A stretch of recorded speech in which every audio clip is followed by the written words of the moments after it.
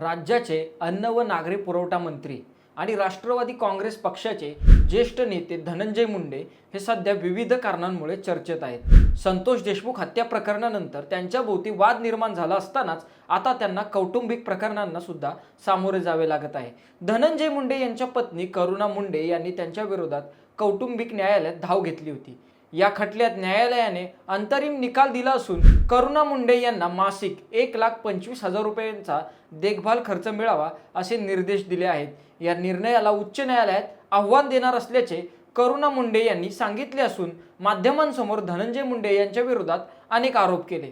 यानंतर आता धनंजय मुंडे आणि करुणा मुंडे यांच्या मुलाने सोशल मीडियावर एक पोस्ट टाकत आपली भावना व्यक्त केली आहे। शिशिव मुंडेने आपल्या पोस्टमध्ये असं लिहिलं आहे की मी शिशिव धनंजय मुंडे असून मला आता बोलणे भाग आहे। माझ्या कुटुंबाला माध्यमांनी मनोरंजनाचा विषय बनवले आहे। माझे वडील सर्वोत्कृष्ट वडील नसले तरी त्यांनी आम्हाला कधी नुकसान पोहोचवले नाही। माझ्या आईला परिस्थिती व्यवस्थित हाताळता आली नाही।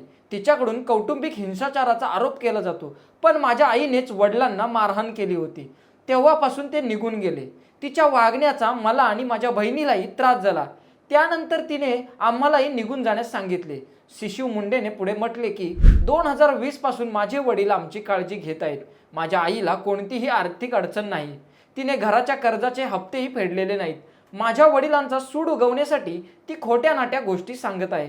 मुलगा शिशिवच्या पोस्ट नंतर करुणा मुंडे एका वृत्तवाहिनीशी बोलताना म्हटल्या की मुलाच्या भावना योग्य आहेत। धनंजय मुंडे हे त्यांच्या मुलांबरोबर खूप चांगले वागले आहेत।